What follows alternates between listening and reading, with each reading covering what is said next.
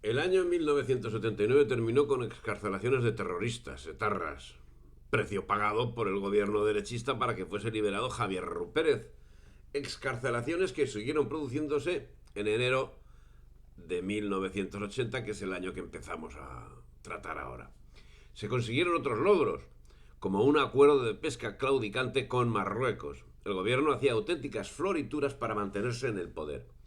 Tan era así que el jefe de la oposición, Felipe González, decía de Adolfo Suárez que era un mono agarrado al trapecio. Asimismo, durante el año 1980, y a consecuencia de los acercamientos del gobierno de UCD a la Alianza Atlántica, la política del PSOE se transformó claramente en anti-OTAN. En marzo de 1980, González hizo pública a nivel internacional su postura al defender en el Congreso de la Unión de Partidos Socialistas de la Comunidad Europea la neutralización y desnuclearización del Mediterráneo, algo completamente contradictorio con la existencia del Tratado del Atlántico Norte. Decían, algo que resultó contradictorio con lo que finalmente acabaría perpetrando el PSOE, que además organizó una fantasmada, un teatro, un referéndum para que la gente votase que sí. Y lógicamente los referéndums sabemos que todos los gana quien los convoca. El caso es que, siguiendo las consignas de la trilateral, la COE y la UGT, Ferrer Salat y Nicolás Redondo firmaron un acuerdo marco contra los intereses de los trabajadores que dejó fuera del juego a Comisiones Obreras, a la otra asociación de amigos de la langosta. Las horas de trabajo perdidas en 1979 dieron de alrededor de 175 millones.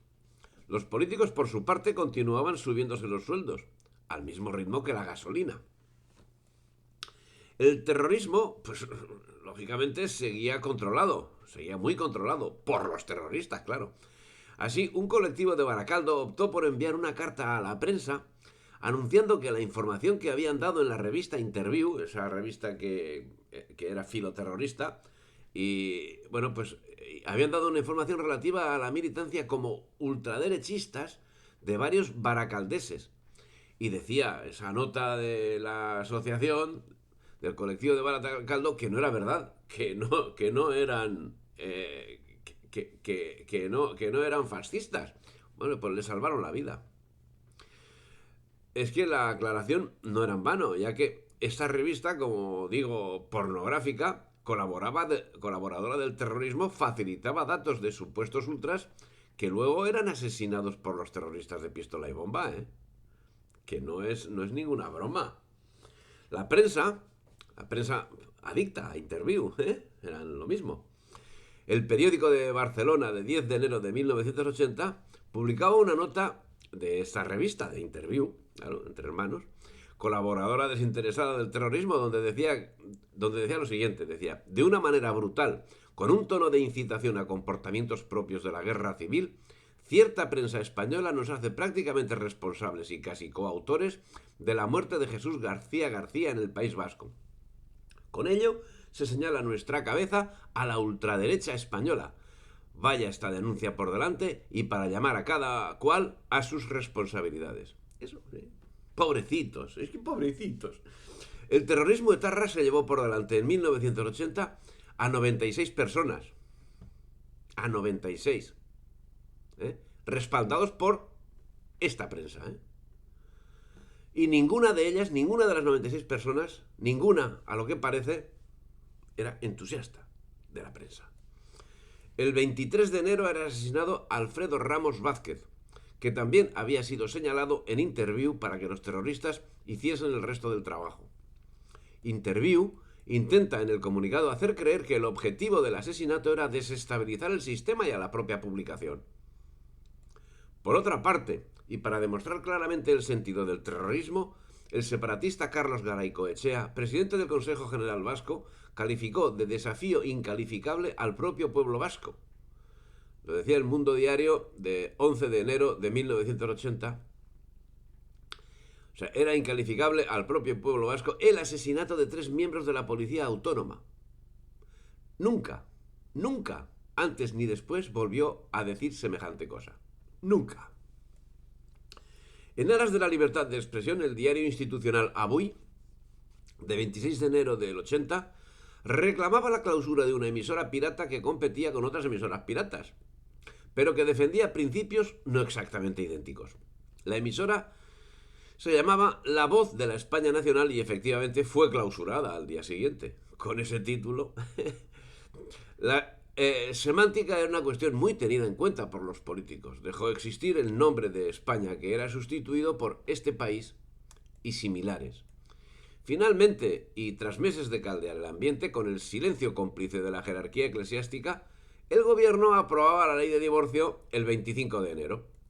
Esa misma iglesia del sistema que ante el terrorismo se limitaba a emitir esporádicos comunicados, que ante asesinatos respondió en alguna triste ocasión con negativas a la celebración de funerales religiosos.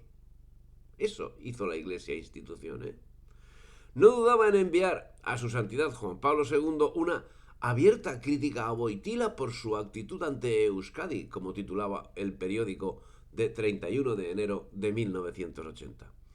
El comunicado que los elipandos vascos enviaron al Santo Padre decía cosas como la siguiente: creemos que su actitud ha venido a ahondar la herida ya iniciada por su predecesor Pablo VI cuando no quiso recibir a las madres de los condenados en el ya famoso proceso de Burgos.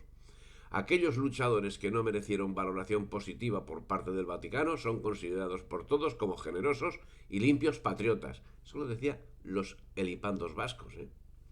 No sabemos si su santidad conoce la triste realidad de que en Euskal Herria la tortura sobre los detenidos vascos es una práctica habitual en las comisarías. Eso le seguían diciendo los elipandos vascos. Y decían más, decían, por ejemplo, las torturas y los refugiados son simplemente un indicador, un termómetro de la realidad más profunda, humana, ética y política que está en la raíz de nuestra situación y que es la causa directa de los males que padecemos. Se trata del genocidio o supervivencia del pueblo vasco. Los poderes centrales intentan recortar o anular lo que el pueblo arranca.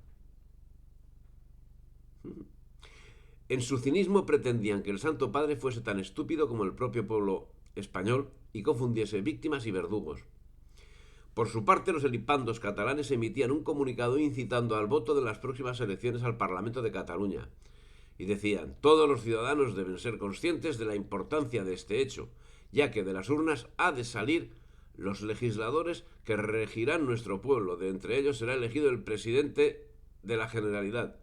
Consideraban urgente la obligación de votar.